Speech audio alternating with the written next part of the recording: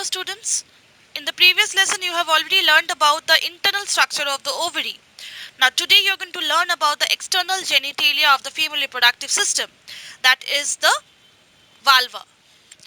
If you see the vulva here, a depression present here, this part. This part is known as the vestibule.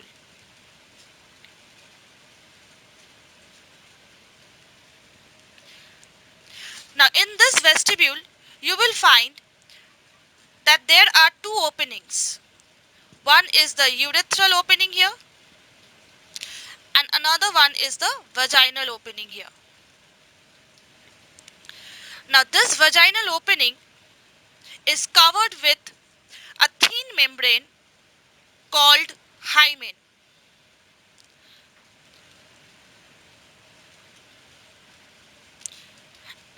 Now this vestibule is covered by four folds of skin. The inner part is the labia minora and the outer part is the labia majora. Now this labia minora, this part, they are the small leaves and they are found just inside the labia majora. These are usually small in size, up to 2 inches wide, and you will find that it is usually pink in color. Why? Because it has got rich supply of blood vessels in this area. And the upper part you will find it is somewhat loose, and this is known as prepuce. Now this prepuce actually covers a very small erectile tissue which is known as the clitoris, this part. And this clitoris is homologous to the penis of the male, which you have studied in the male reproductive system.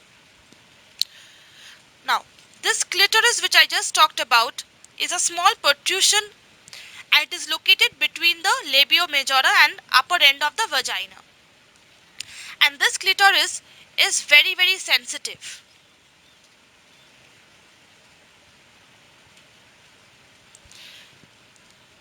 And there is some sort of sexual stimulation for many women as well.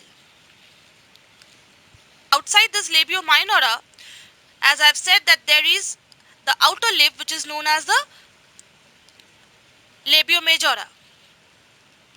These are also known as large lips and they are large fleshy folds of tissue, and its function is to protect and enclose the external genital organs.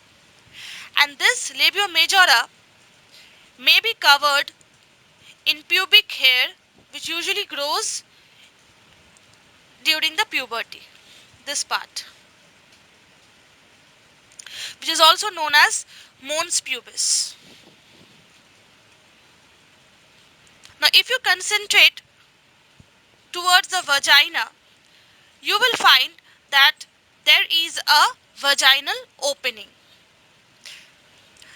and this opening located between the urethra and anus, and this is where the blood exits during the menstruation, and this area is where a baby is delivered through during the birth.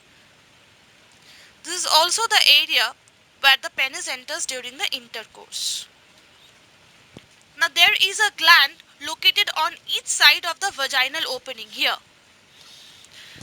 It is not clear in this picture. Let's look at a different picture here. Here you will find the gland which I am just talking about. This gland is known as the Bartholin's gland.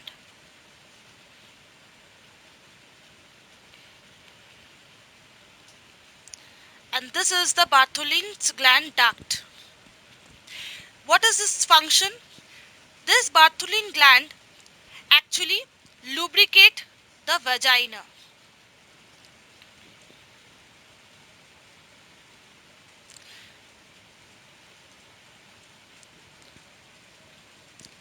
As I discussed earlier about the hymen, you will find the hymen, which is a thin membrane that stretches easily surrounding the opening of the vagina. we have already discussed about one of the glands of the female reproductive system that help in the reproduction process. That is the Bartholin gland. Now, apart from the Bartholin gland, there is another type of gland which we are going to discuss is the mammary gland, which also helps in the reproduction process. This mammary gland is also known as breast. And these breasts, they are actually modified sweat glands.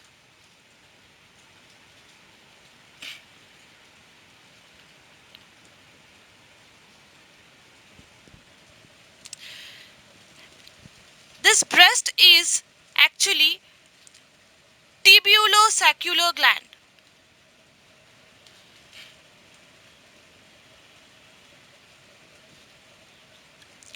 What do you mean by tubulosaccular gland? That means it has got a sac-like structure as well as a tube-like structure. We are going to discuss about this. So the bulging part that is observed in the thoracic region of the female, this is known as the breast. And the anterior part of this is the erectile part, which is known as the nipple. And behind the nipple, there is a dark area here. This part, if you can see here, is the areola. Now, if you see the mammary gland here, you will find that there are lactiferous glands here which are present. They open by the ducts here into the nipple, and that is why it is known as tubulosaccular gland. There are about 30 ducts that open into the nipple. Now, in the areolar region that I talked about, this lactiferous gland swells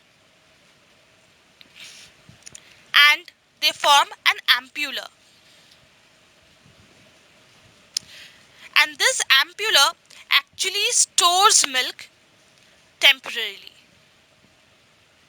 Now, development of this mammary gland, it starts at puberty, and it is under the influence of female sex hormone estrogen. Further development also occurs during the pregnancy period. Surrounding these lactiferous glands, if you see here, you will find some fat tissues. So, this mammary gland produces the milk at the time of lactation period.